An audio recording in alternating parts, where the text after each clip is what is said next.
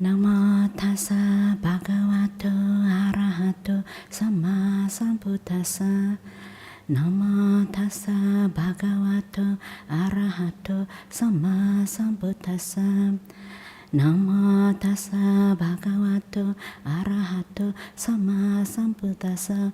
Buddhang dhammang sanghang namasami. So today is the sutta is Majjhima Nikaya 13, Mahādukkhakkhandha Sutta, the greater discourse on the mass of suffering. So I remember some years ago someone had this comments about it's very depressing, and the Buddha's teaching talk about suffering. And then people think that, because it talk about suffering, actually it's not that you have to suffer, no pain, no gain. Actually, you have to understand suffering. And because the Four Noble Truths also, the Buddhas also teach the way out of suffering. They ask, because if you don't understand what is suffering, especially we've been conditioned, we've been born, then it's just like, if someone been born, with all the shackles, after a while, they get used to it, isn't it? You just, okay, you don't feel that it's suffering until one day you've been taken off, you feel, it's so nice, it's free. Sometimes we don't know what we've been bound by what, we've been trapped, we don't know. That's why the teaching is, when the Buddhists teach about, to understand the suffering is not actually to understand how to get out of suffering. It's not that we have to no pain, no gain. Because of Buddha's talk about suffering, that means we have to suffer. It's very interesting because I heard people like sometimes we give that comments, they say, it's very depressing when we heard all this, Buddhists, what is this talk about suffering? I don't have suffering, So sometimes it's good that we understand, and this is the sutta that is Majjhima 13, the greater discourse on the mass of suffering. So I will start to read these suttas, and then maybe they have one paragraph, two per each paragraph. I will explain each paragraph. So, thus have I heard, on one occasion the Blessed One was living at Savatthi in Jeta's Grove, Anathapindika's park. Then, when it was morning, a number of bhikkhus dressed and taking their bows and outer robes went to the Savatthi for alms. Then they thought, it is still too early to wander for alms in Savatthi. Suppose we went to the park of the wanderers of other sects. So they went to the park of the wanderers of other sects and exchanged greetings with the wanderers. When the courteous and amiable talks was finished, they sat down at one side. The wanderers said to them, friends, the recluse Gautama describes the full understanding of sensual pleasure, and we do so. And the recluse Gautama described the full understanding of material form, and we do so too. The recluse Gautama describes the full understanding of feelings, and we do so too. What then is the distinction here, friends? What is the variance? What is the difference between the recluse Gautama's teaching of the Dhamma and ours? What is the between his instruction and ours? So what's the difference? We also teach the same thing. We also talk about the sensual pleasure. We also talk about the understanding of material form, the understanding of feelings. But what is the difference, between your teaching and our teaching? So between the two, the instruction, the difference between the Buddhas and their own teacher. And then those bhikkhus neither approve nor disapprove of the wanderer's words. And without doing either, they rose from the seats and went away, thinking, we shall come to understand the meaning of these words in the Blessed One's presence. So they said, okay, they didn't reply. They said, I better go and see the Buddha and check it out with the Buddha, make sure that, I understand, we get it correctly, better go and ask the Buddha first. Then when they have wandered for alms in Savatthi and had returned from the alms round, after the meal they went to the Blessed One, and after paying homage to him, they sat down at one side and told him what had taken place, the Blessed One says. Because wanderers of other sects who speak thus should be questioned. If they speak like that, this is something you have to question, should be questioned thus. But friends, you have to ask them, what is the gratification? What is the danger? What is the escape in case of the sense pleasure? So what is the gratification? What is the danger? And what is the escapes in the case of material form? And what is the gratification? And what is the danger? And what is the escape in case of feelings? Being questioned thus, wanderers of other sects will fail to account for the matters, and what is more, they will get into difficulties. Why is that? Because this is not their province, because I see no one in the world with its gods, its Maras and its Brahmas in these generations, with its recluses and Brahmins, with its prince and its people who could satisfy the mind with reply to this question, except for the Tathagata or his disciple, or one who has learned it from them. So they said that they cannot answer your question when they ask them, because when they talk about what the full understanding, the what is the gratification of sensual pleasure. Of course, sensual pleasure itself, you do have gratification. If not, people wouldn't go after it, isn't it? There is gratification, but of course, there is also a danger indeed. There will lead us to further suffering. But people don't see that, because sometimes people get sucked in. They couldn't come out, and there is also a way out of it.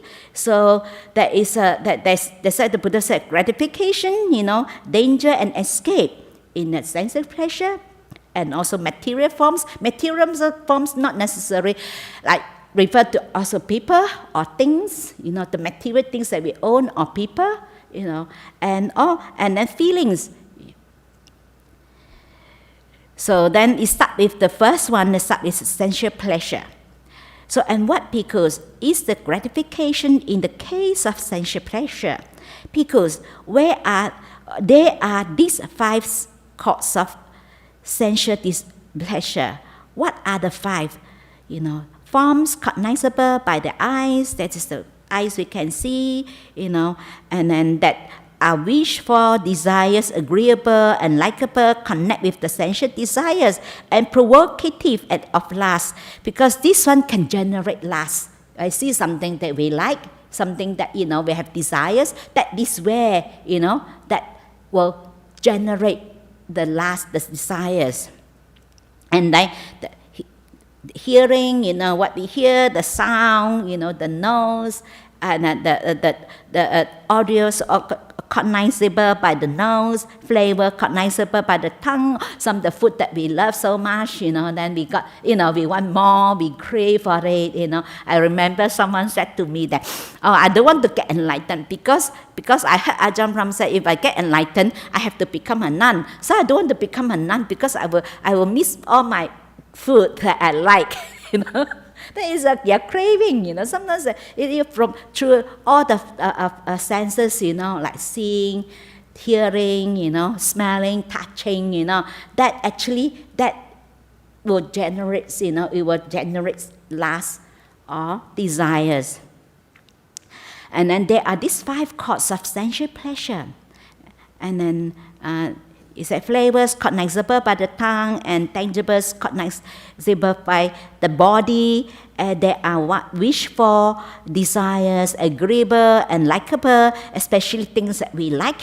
We have that, we want to wish to have more, or we have desires and something that agreeable with us and things that we like, connected with sensual desires. It will connect, the sensual desires, and it will provocative of lust. It will generate lust. These are the 5 causes of sensual pleasure. Now the pleasure and joy that arise dependent on these 5 causes of sensual pleasure are gratification in the case of sensual pleasure. So these 5 causes of sensual pleasure are the gratification in the case of sensual pleasure. So we do have the gratification, you have happiness. But like the Buddha also mentioned in the Digha Nikaya that the Sakkas of the gods of Sakkas, they asked the Buddha's question about, then the Buddha did mention about wholesome happiness and unwholesome happiness, because this kind of the Buddha never denied that the happiness you get from senses, from hearing, teaching, all the senses, the sensual pleasure. The Buddha's never denied that, but this kind of happiness is the Buddha called this unwholesome happiness, because this happiness will lead you to more suffering, because sometimes like this kind of happiness that you generate lust, you generate desires, and actually you want more and more and more. When someone indulges in the sensory pleasure, you want more and more, isn't it? So sometimes the excitement will increase. When you reach this excitement, then next time this do not satisfy you anymore, and you want a greater excitement and never end. You want more and more and more. So this kind is unwholesome happiness. Like the wholesome happiness, they lead you to peace and calm. They do not lead you to desires. It's the other type of happiness. But this happiness, actually, they create more suffering. So, and then this is the 8th paragraph. So they said this is what Buddha mentioned, that yes, the sensual pleasure did give us gratification, give us happiness, but then but then he go down. Then he will talk about how talk about the danger of that. Yes, they give you gratification, but there is also danger. In the case of sensual pleasure. So, and what because is a danger in the case of sensual pleasure? Here, because on account of the craft by which a clansman makes a living, whether checking or accounting, like accountant in Buddha's time, or calculating, or farming or trading, husbandry or archery, or the royal service, or whatever craft it may be, like because sometimes we want to enjoy this sensual pleasure, we want to have this enjoy the sensory pleasure, but also we have to work for it, isn't it? We have to work, in order to that's like this is all sorts of works, that you have to work for it. Then he said, and whatever craft it may be, he has to face cold, have to face heat, he is injured by contact with gadflies, mosquitoes, wind, sun, creeping things. He risks death by hunger and thirst. And now this is the danger in the case of sensual pleasure, because you want this kind of, then you have to work hard for it, isn't it? No matter how hard the work, you have to work hard for that. And the mass of suffering visible here and now, here is all here and now actually refer that is visible in this life. Having sensual pleasure as its cause, sensual pleasure as its source, sensual pleasure as its basis, the cause being simply sensual pleasure. So it's, for example, when so this is how we want to have all this enjoyment, all this, all this sensual pleasure. We want to have a big house, we want to have this house mansion, we want to have swimming pool, we want to have the massage, bed, massage chair, and then all sorts of, or we have a theater in our house, at this. But of course, during Buddha's time, it's different. But nowadays, what people have this all sorts of enjoyment, isn't it? I want to have this nice house and have all the equipment, they don't have to go out, they have their own gym room, this is all. It's also then getting all these things. Also, you have to work hard for this, isn't it? So this is said. So if no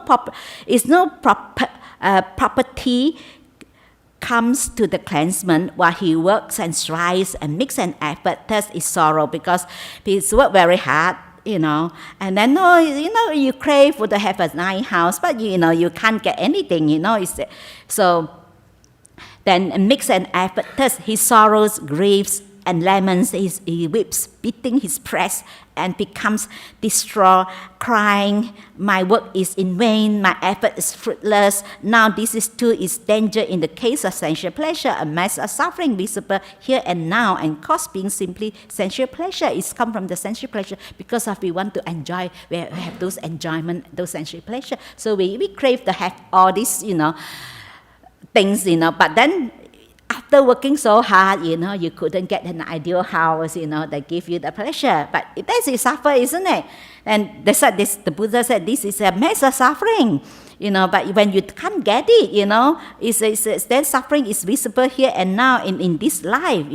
And if the properties comes to the clansman while he works and strives and makes an effort, thus he experiences pains and grief in protecting it. Sometimes we have our things, the more we have to protect, isn't it? Our property, what we have, the things that we own, So, because sometimes how desires come, how grief it come, Sometimes maybe when we don't have our own house, maybe we're renting a room, we crave, say, oh, if I have a house, then I'll be happy. I have, can enjoy, more settled, I can have my own house, and then you crave for that. But sometimes even you have that, you think that this house is not big enough, you want a mansion, isn't it, a bigger? This is how, because it's come from the sensual pleasure, we start to want to accumulate, things, wealth, that we have that because it's come from the desires, sensual desires we want, because one after another this is why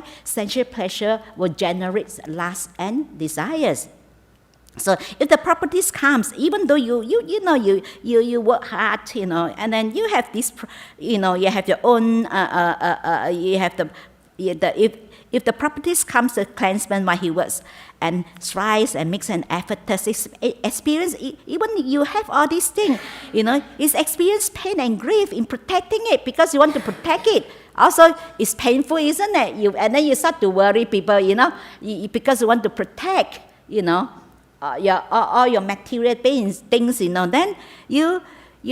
that is also suffering, isn't it? You have to protect it, You're afraid that, how shall neither, you would think of how shall neither, he said, kings or thieves make off with my property, and nor fire burn it, nor water sweep it away, nor hateful haze mix off with it, and as he guards and protects his property, kings or thieves make off with it, or fire burns it, or whatever sweep it away, or hateful haze mix off with it, and he sorrows, grapes and lemons, and he weeps, beating his breast, and becomes distraught, crying, what I have no longer. Now this is too is a danger in the case of sensual pleasure, a mass of suffering visible here and now.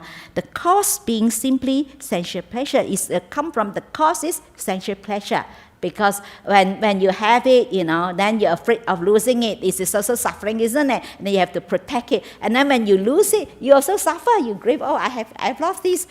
I work so hard accumulating.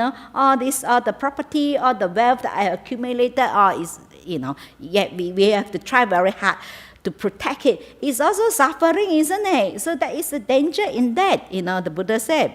Again, with sensual pleasure as a cause, sensual pleasure as a source, sensual pleasure as a basis, the cause being simply sensual pleasure. Kings quarrel, with kings, nobles with nobles, Brahmins with Brahmins, householder with householder, mother quarrel with son, son with mother, father with son, son with father, brothers quarrels with brother, brother with sister, sister with brothers, friend with friend, and here in their quarrels, brawls, and disputes, they attack each other with fists, cloth, stick, knives, whereby they incur death or deadly suffering. Now these two are danger in the case of sensual pleasure, a mass of suffering here and now, the cause being simply sensual pleasure. Sometimes you see sensual pleasure also leads to sometimes people fight, isn't it? Family fight, they're fighting for the inheritance, they're fighting for that. This is how, sometimes husband and wife quarrel, all the sibling quarrel, friends also, because over sometimes, that they fight for things, and it's all come from, the Buddha said the cause is also come from the sensual pleasure. They say sometimes, yes, there is gratification, but that is the danger. There is also a danger. You will create more suffering for yourself, because of because of the gratification, because we indulge in the sensual pleasure, we want the gratification, and then we got stuck. And then this is how we create more suffering for ourselves. Again, with sensual pleasure as a cause, men pick swords and shields and bucklers on bows and quivers, and they charge into the battles massed in the double array with arrows and spear, flying swords, flashing, and there they are wounded by arrows and spears, and their heads are cut off by swords, and whereby they incur death and or deathly suffering. Now this is too is in the danger in the case of sensual pleasure, a mass of suffering here and now, the cause being simply sensual pleasure. You see, the sensual pleasure even leads to people like fight, harming each other, using all sorts of weapons, to harm each others. And because it's also come from the causes, the sensual pleasure. Again, with the sensual pleasure as a cause, men take swords and shields and bucklers on bows and quivers, and they charge slippery bastion, and with arrows, spears flying, and swords are flashing, and they are wounded by arrows and spear, and splashed with boiling liquid, and crushed under heavy weights, and their heads are cut off by swords, and whereby they incur death or deathly suffering. And this is too a danger in the case of sensual pleasure, a mass of suffering here and now, the cause being simply sensual pleasure. So you see how sometimes sensual pleasure also will lead to, even sometimes like war, like fight, so people use all sorts of weapons, harming each other, and also sometimes even people being killed, or even not killed, they also deadly suffering. So again, with sensual pleasure as a cause, men break into houses, plunder wealth, commit burglary, ambush highways, seduce others' wives, and when they are caught, kings have many kinds of torture inflicted on them. You see, when sometimes because of the sensual pleasure, like for example, like people into alcohol, that when they are indulged in those sensual pleasure, then you because you need to have the money to get it, isn't it? But when you have no money, then people you go to commit burglary, you can steal. You can rob someone, and this is what he said. Because of the sensual pleasure as a cause, men break into houses, plunder wealth, commit burglary, ambush highways, seduce others' wives, and when they are caught, kings have many kinds of torture inflicted on them. The kings have their flock with whips, beaten with canes, beaten with clubs. They have their hands cut off, feet cut off, hands and hands and feet cut off, their ears cut off, their noses cut off, the ears and noses cut off. Then they have them, like olden days, this is how when you commit any severe offense, like burglary, and then stealing and things like that, and you'll be punished. There was all sorts of very cruel type of torture. You've been tortured, subject to the polish of pot, to the polished shave, to the Rahu's mouth, and to the furious reef, and to the flaming hands and the blades of grass. This is all sorts of, in the olden days, they have all sorts of tools or all sorts of what they call it, like gadget, how to torture someone when they're being caught, when they commit any offense, this is in. But of course now I think you can't do it, isn't it? Nowadays you can't have this kind of. It's very cruel, isn't it, to have this kind of torture.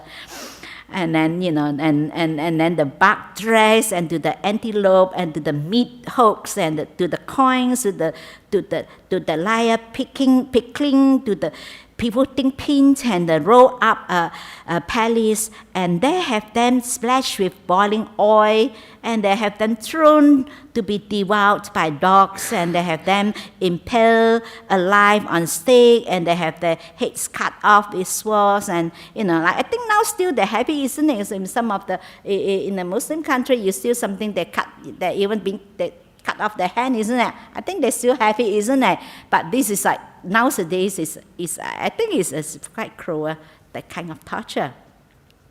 So whereby that incur death or deadly suffering. Now this too is a danger in the case of sensual pleasure, a mass of suffering here and now. The cause being simply sensual pleasure.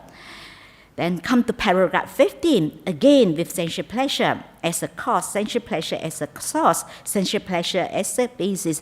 The cause being simply sensual pleasure, people indulge because you indulge in the sensual pleasure. Sometimes you start to indulge in like misconduct of body, speech, and mind, having done so. So then we do, like for example, like some people, like they get addicted to alcohol or addicted to drugs or some addicted to even gamble, and then they do a lot of things that, breaking all the 5 precepts, they will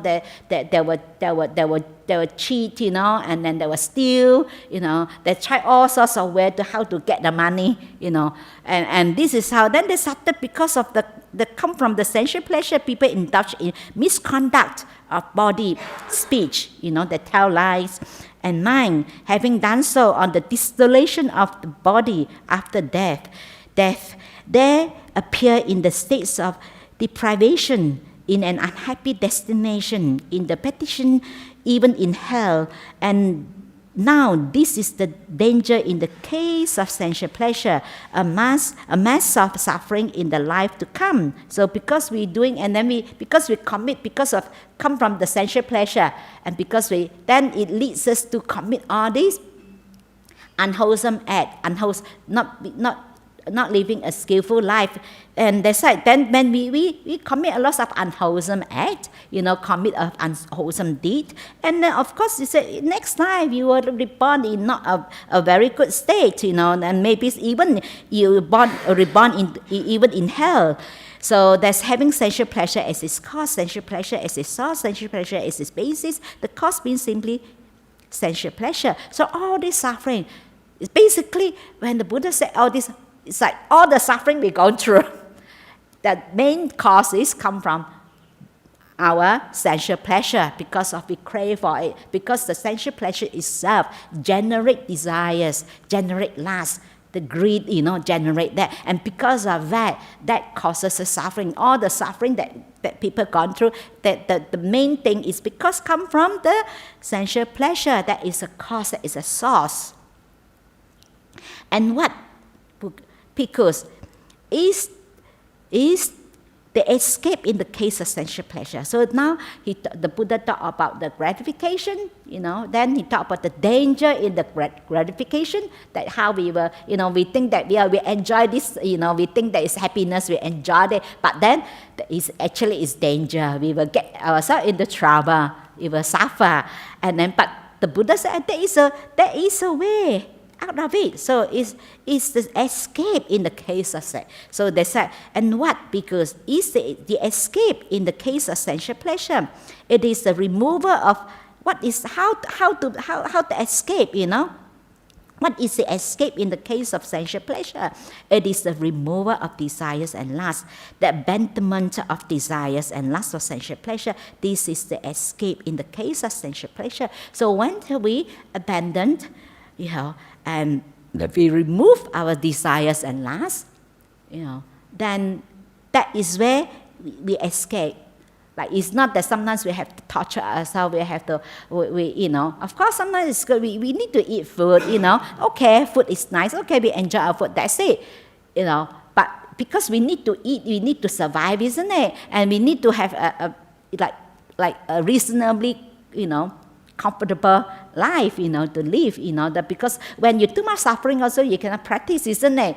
But it's not the kind of, that's what the Buddha said, the escape is to remove the desires and lust, like you're craving for more. We practice contentment. We content with, okay, it's good enough. Whatever we have is good enough. We don't crave for more. We don't desire, more and more. Sometimes, you think that it's not good enough because it's not content. So you want more and more and more. This is where we get ourselves into trouble. Then we create more suffering for ourselves. Actually, basically, we do not need. Actually, what we need is not much, isn't it? How much we need to survive, to eat the food? Our stomach is so small. How much we can eat? That's, isn't it? How much space we need to sleep? Actually, we don't need that much. Actually, we do not need a lot in order to survive. But the one thing itself will be unlimited. That unlimited one thing that leads us to more suffering.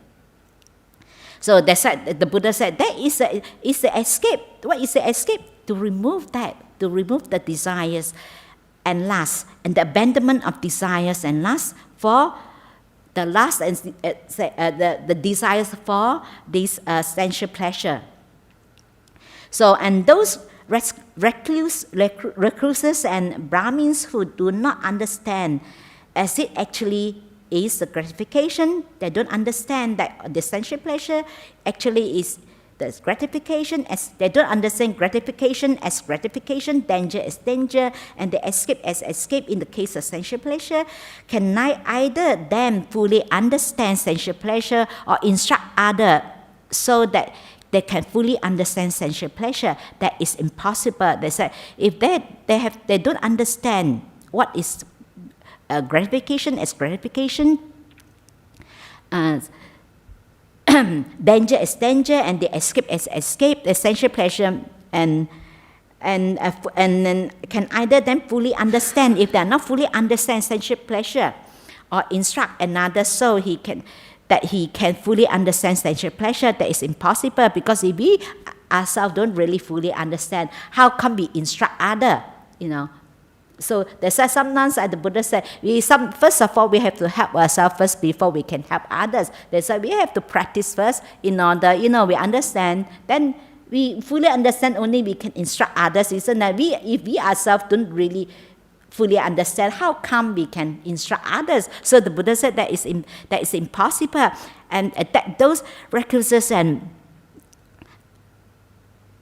Brahmins who understand as it actually is, the gratification is gratification, the danger is danger, and the escape is as escape in the case of sensual pleasure, can either themselves fully understand sensual pleasure or instruct another so that they can fully understand sensual pleasure is possible. So until we fully understand, then we can give instruction, we can instruct others, then it's possible. Until we ourselves fully understand, we can instruct others. But if we ourselves not fully understand, we cannot instruct others, because the Buddha said it's impossible.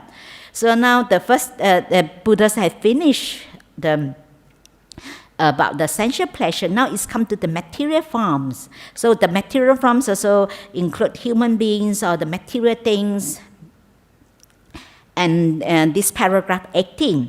And what bhikkhus is the gratification in the case of material form? Suppose there were a girl of the noble class, or the Brahmin class, or the household stock, or in her 15 and 16 year, neither too tall nor too short, neither too thin nor too fat, neither too dark nor too fair, is her beauty and loveliness, and is his height. Yes, that the bhikkhus answer Rampa, sir.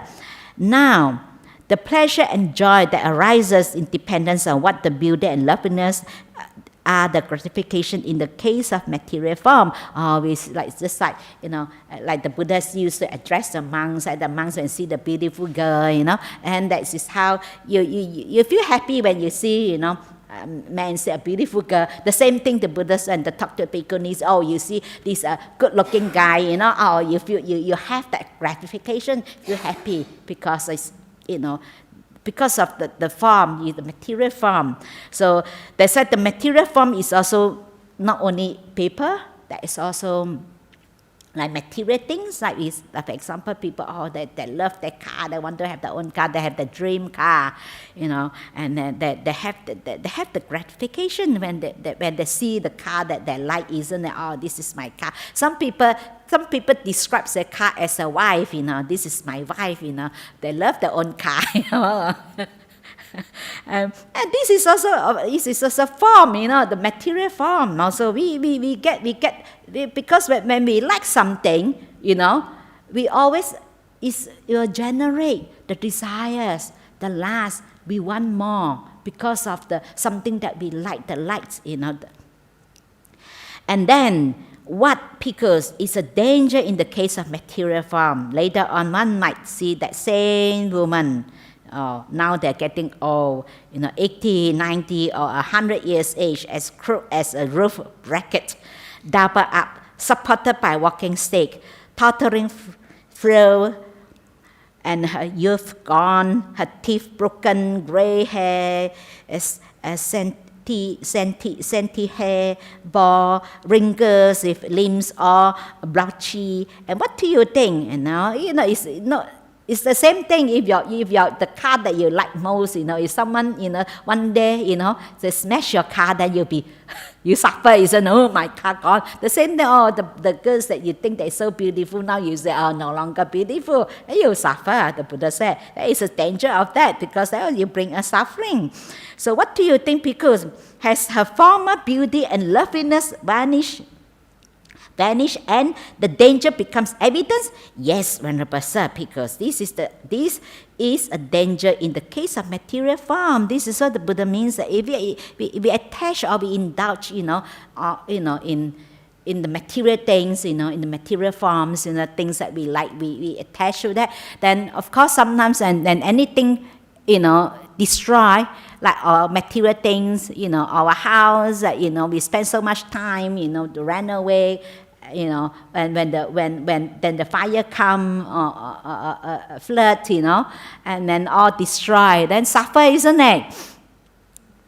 Again, one might see the same woman, afflicted, suffering, and gravely ill, lying foul in her own urine, excrement lifted up by some and set down by others. What do you think? Because has her former beauty and loveliness vanished and the danger becomes evidence? Yes, Venerable Sir, because these two are danger in the case of material form. They say if you attach to the material form, sometimes you get ill. When someone ill, how does it look like? Isn't it? Then yucky, isn't it?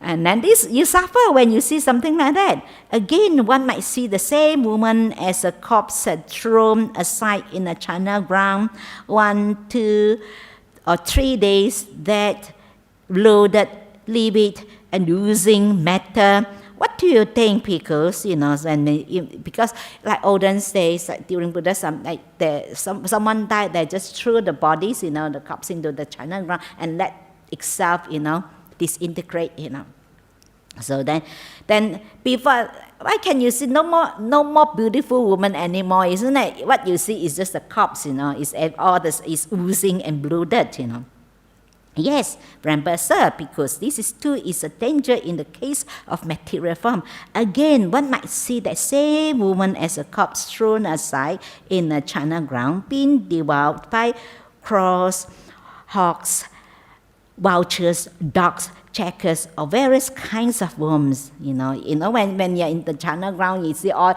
you see is all the worms and things like that. Where is no longer beautiful, isn't it? No longer nice. The things that we attach to, we think that is nice, and then we have this gratification. But then you see this no longer, it's disgusting, isn't it? When you see this, and the skeleton with flesh and blood held together with sinews, and fleshless skeletons smeared with blood held together with sinews, a skeleton without flesh and blood held together with sinews, and disconnected bones scattered in all directions. Here a hand bone, there a foot bone, here a thigh bone, there a rib bone, all over the place with all the ribs, bones, all sorts, all the parts are scattered. The Buddha said, a hip bone, there is a backbone, here the skull, bones bleach white, the color of the shells, bones heaps up, bones more than a year old, rot and crumbles to dust. And this, what do you think, Pickles, has her former beauty, loveliness? Is it still beautiful, still lovely? Vanish, and the danger becomes evident. Yes, Venerable Sir, because this too is the danger in the case of material form. And what? Because it's an escape. They said, when the Buddha talked about that, it's basically is just how, because of when we get, indulge in the sensual pleasure, this is how, because it generates desires, and we attach to that, and then, of course, when we don't get it and we don't have it, there is a danger, we create more suffering. When we lose this, we're suffering. We lose the girl, a beautiful girl that we like, becomes like this. It's disappointed, isn't it? And this is where the gratification will bring us suffering. Like the Buddha said, that this kind of happiness, they bring you happiness, they bring you gratification, but they also leads you to more suffering. So it's more like the happiness is more like a borrowed happiness. Then after that, your suffering is more than happiness because of the gratification, if you indulge in the sensual pleasure. So now it comes to, after the danger, they come to the escape, And what, because is the escape in the case of material form? It is the removal of desires and lust, the abandonment of desires and lust. For material form, this is the escape in the case of material form. So if we are not, if we don't have we remove the lust, we don't have the lust for it, for the material form, and we don't have the desires and lust for material form, and this is the escape in the case of material form. So we no longer, get caught, and attached to that. And those recluses and Brahmins who do not understand as it actually is the gratification as gratification, danger as danger, and the escape as the escape in case of the material forms, can either themselves fully understand material form or instruct another so that they can fully understand material form. And this is impossible. And those rescues and the Brahmin who understand is actually the gratification as gratification, the danger as the danger, and the escape as escape in the case of material form, and can either themselves fully understand material form or instruct another so that he can fully understand material form. That is possible. So actually, this is what the first noble truth, suffering you have to fully understood. So when you understand the suffering, and then when you understand the suffering, then the suffering has to be abandoned. There is the source of that is come from desire. Then you have to fully abandon. And then that is a way out. That is a third noble truth. There is a way out. There is a noble fourth path. There is a way out. There is a cessation of it. And also there is a way out. So now after finish all the sensual pleasure, about the gratification, the danger, and the escape. So that's why this is the understand of the suffering, to see the danger in it, and then to remove, abandon the source of suffering. There's a desire, the cause of suffering, to abandon the cause of suffering, and then there is a way out. There is the escape. So now come to feelings. So, and what, bhikkhus, is the gratification in the case of feelings?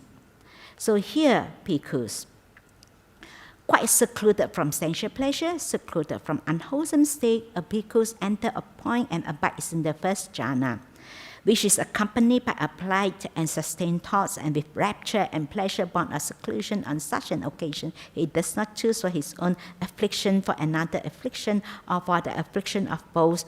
On that occasion, he feels only feeling that is free from affliction, and the highest gratification in the case of feelings is freedom from affliction. So this is in the jhana state, and this is the first jhanas, that is the highest gratification, because in this case of feelings is freedom from affliction. So because the fact that like all our sensual pleasure, so it depends on the things outside us, and sometimes whatever we use, whatever we eat, even the food we eat, that also on the expense of many beings, that is also, it's still somehow, we can only do our best, somehow we be in the samsara, somehow we still have that, on the expense of other beings, even the food that we eat, whatever we do have that, But with this one, there are freedom from affliction, when you're in that in the first jhana, in the deep meditation. So again, then it's come to just now it's the first jhana, and this is the second jhana. So again, with the ceiling of applied and sustained thoughts, a bhikkhus enter a point and abides in the second jhana, and with the fading away as rapture, and he enter a point and abides in the third jhana, and abandoning the pleasure and pain, he abides in the fourth jhanas, and on such occasions he does not choose for his own affliction or for another affliction or for the affliction of both. On that occasion, he feels only feelings that is free from affliction. This is the highest gratifications in the case of feelings is freedom from afflictions. I said. Buddha said. So there's it's continue first jhana, second jhana, third jhana. So this is the highest gratification because it's freedom from affliction. Because this kind of gratification is not like on the expense of others.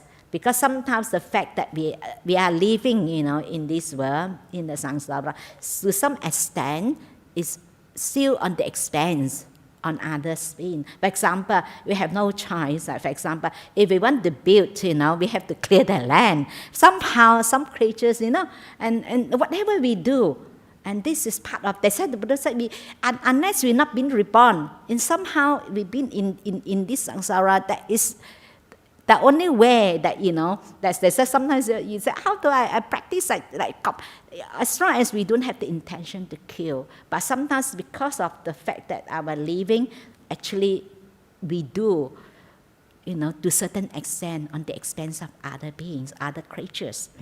But with the jhana state, you are not on the expense of the other. So it's free of affliction, it's not on the expense of others.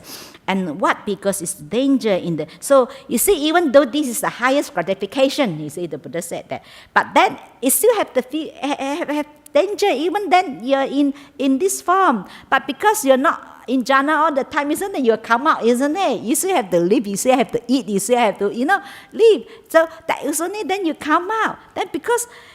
then also you're not, then you still suffer, isn't it? So that's why even you'll be able to attain in the jhana state, first jhana, second jhana. But then when you come out, you still, you still suffer. So that's what the Buddha said, it's a danger in the case of feelings, because feelings are impermanent. So when it is a permanent suffering, and it's subject to change. When it is impermanent, it's subject to change. We cannot control. We cannot say, after jhana come out, that I can control myself, that, I always, in that state of mind that, to have those highest. Because when you experience the highest gratification, sometimes, you come out, then you don't have it anymore. You're not always happy. So that's why even with that, you still suffer. That is a danger because feelings are impermanent and suffering and subject to change, and this is the danger in the case of feelings. And what? Because it's the escape in the case of feelings.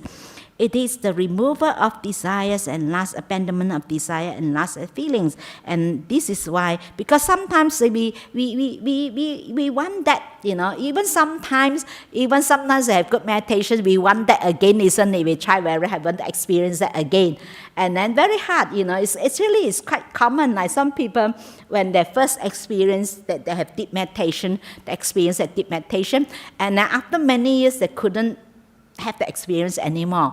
Because when you crave for it, you can't get it back, Because this deep state of meditation, you have to come from letting go. You're letting go of the, because it's letting go of the five senses. Because when you're in jhana state, so the five hindrances is not there. So all your senses close up, but it's temporary. Then you come out.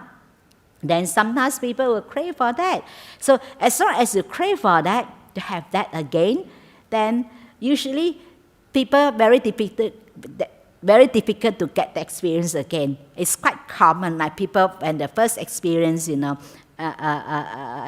jhana state, and then for many years they can't experience it again because you crave for it. I remember when, sometimes early days, sometimes when you have good meditation, then you think, oh yeah, today I'm going to finish my work quickly, I then quickly rush back, can't wait to sit on the cushion.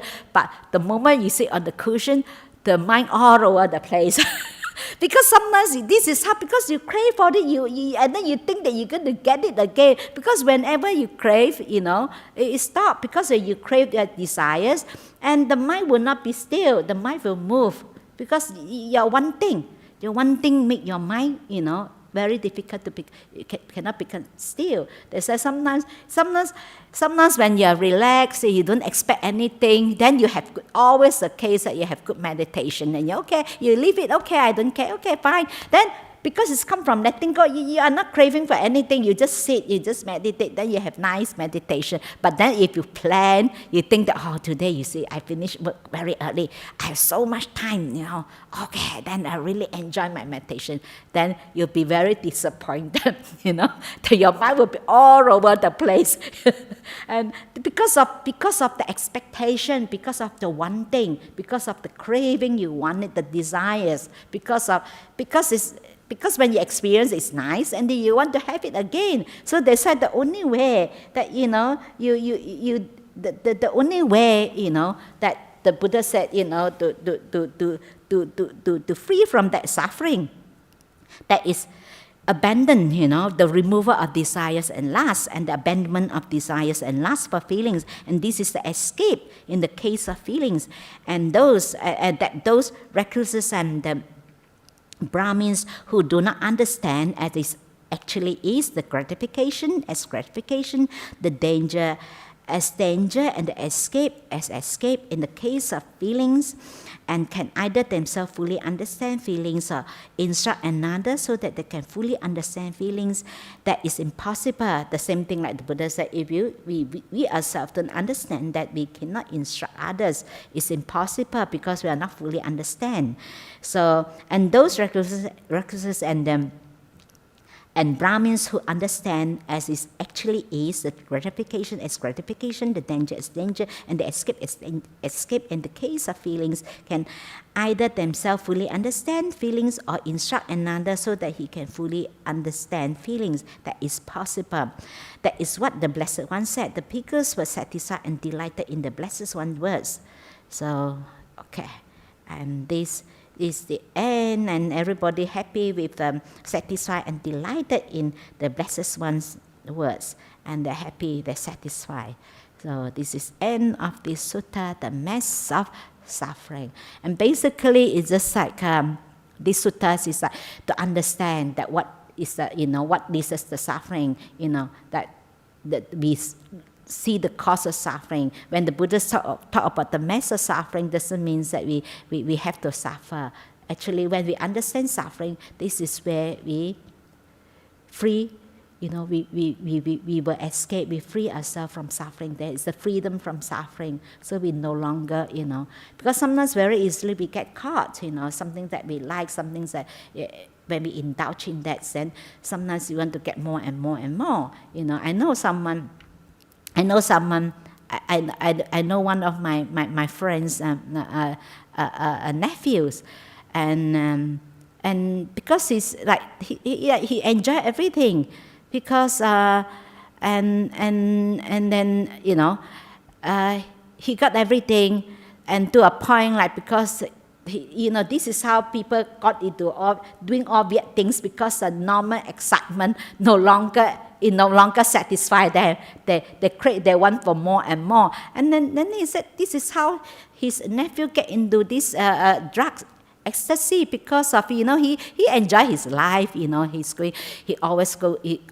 traveled throughout all the whole world, everywhere, because he's quite wealthy, and he's really in touch in all the sensual pleasure, all the have everything, until to a point like have everything like then no longer, no, the excitement is not enough, the excitement not enough. Then he get into drugs, that's why he told me, he was so upset, he was so mad. He said, hey, you're old enough to get better. How come you get into drugs?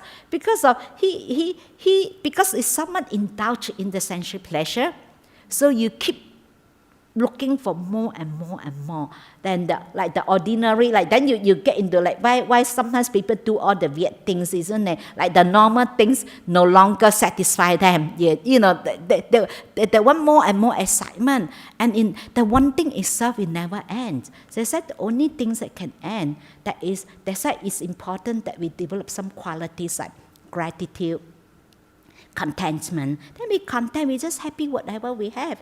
Then when we're happy, we're content, we become peaceful. If not, sometimes even some people, meditation, when they're peaceful, so peaceful is not enough. They want more peace, There's, how come I become more peace? I say, it's naturally, it's okay, you're content. The moment you think, when you're peaceful, the moment you think, I want to be, become more peaceful, then you spoil the whole thing. I say, you just, naturally you incline, then your mind become more and more still, because of the only way, that is to stop that, that's the key, to stop these desires is contentment. Contentment is the highest, the highest virtue that really stop, because the desires of one thing will never end, like a bottomless pit, you throw it in, it never fill up, But then, only when you're content, we're content,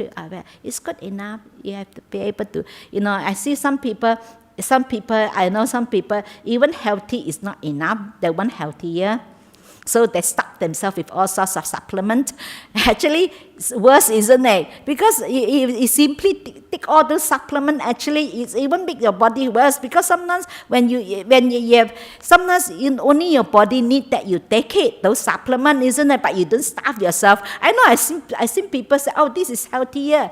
Actually, it's not that they're not healthy, they're okay. And they've got all sorts of supplements they take, so that they become healthier. So healthy is not enough, they want healthier. So peace, they're peaceful now, not enough. They want more peaceful. They want to be more, I want more peace. Come on. Then the moment you want more peace, you suffer. It stops. So this is basically the sutta said. They said to understand that, to indulge in that, and to understand the danger that's, when we indulge in this sensual pleasure will bring us more suffering. Yes, no doubt the Buddha said that. Yes, that's Buddha never denying that there is a gratification with the sensual pleasure. But if we indulge in the sensual pleasure, that will bring us more suffering, that leads us to more suffering. So that's why to see that is a danger, in indulging in those sensual pleasure. So when you see the danger, then you will look for how to escape, get out of it, the suffering. So the Buddhas not only teach, to understand suffering, the Buddhas also pointed the way. The way out of suffering is to practice the Noble Eightfold Path, is the way to free ourselves, get out of the samsara, get out of, the suffering. But somehow in this, in the samsara, as long as we keep coming back, there's no matter how hard we try, I remember many years ago that I think where someone asked, about how to practice the first precept, like non-killing. So sometimes whatever you do, you can't avoid, like sometimes like people say, the house that got termite, and what do? You see, because somehow to some extent, we cannot avoid, So that's why. Then my answer to that question, I said the only way you really want to resolve this, then not to be reborn. That is the only way. You are not reborn, so you don't have to go through that. You don't have to, as long as in the samsara, it's unavoidable to some extent, that was be on the expense of other creatures. So if you want to really completely, not to have to live on the expense of others, that is not coming back. That is the only. That's why the Buddha said, "This is where not coming back." If you come back, that is part of it. Like it's a package. You come back here, and here is a part of the package. You cannot say, "I want this bit, I don't want that bit." You can't. It's like we have to take up the whole package that we come back into this world. So that's why the Buddha said there is the only way that escape, that not to be reborn, and not to come back. So any questions or comments? Any questions? Yes. Okay.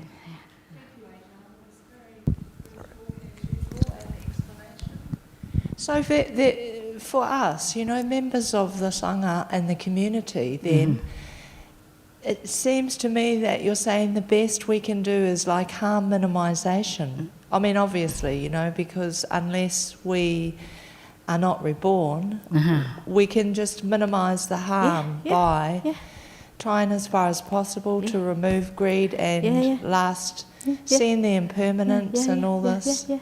Yeah. Because the Buddhas also mentioned that it's also a gradual training. You cannot say, "I want to stop." You can't just stop because you have to accumulate, and because you just have to recondition. If we all can just stop like that, everybody can just get enlightened. So that's why you have to practice, and like the Buddha said, you have to keep practicing to make it a very strong inclination. When you have a very strong inclination, then your mind your mind will incline towards something that is wholesome, something that is that will bring you those wholesome qualities, those qualities, the positive qualities. So then you'll be in a better state, and then this is how. That's why it's important. The Buddha said that we have to keep recondition ourselves to have a very strong inclination. So the Buddha said, when you do something good, you have to keep doing it again and again and again. This is how when we condition that we are so ingrained. I know some people, that have dementia or Alzheimer's, when they throughout their life, they're always gentle, very nice. Even they have Alzheimer's, even they don't remember people, but they have the quality there. It's amazing. That's very nice. They're always a little bit, sometimes give this person only McDonald's coffee. Wow, this is high class coffee. I'm very grateful, And because this person being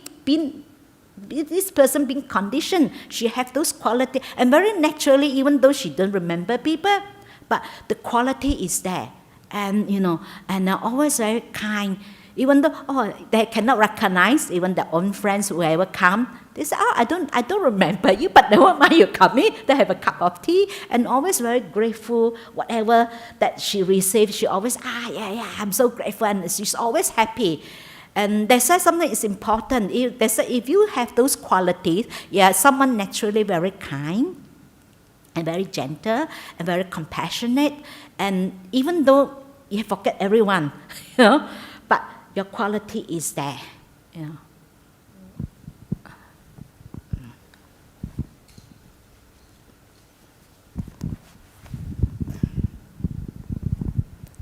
Okay. There's a question. No, there is a question.